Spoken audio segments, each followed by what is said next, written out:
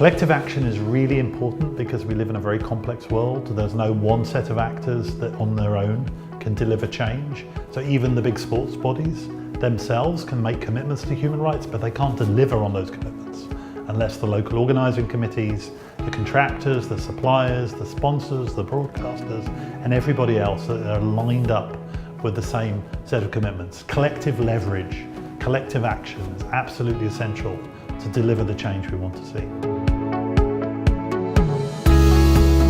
So if we take the Olympic movement as an example, I mean, we know that human rights are written into the contracts both for Paris 2024 and Los Angeles 2028. But Tokyo 2020 is in the grey zone between the contractual commitments to future hosts and where the IOC is now already making human rights commitments. So to have that workshop in Tokyo in September, to have the local organising committee, the Japanese government, different departments, most of the local sponsors, NGOs, trade unions, community groups, etc., all coming together and talking about human rights and how those will be implemented around the Tokyo 2020 Games is amazing.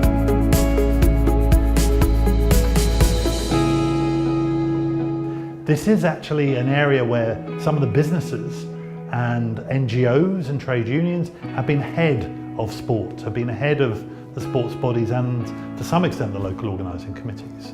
They have come to them and said, enough of the negative bashing and arguments and the way our brands are being tarnished by these negative accusations of sport.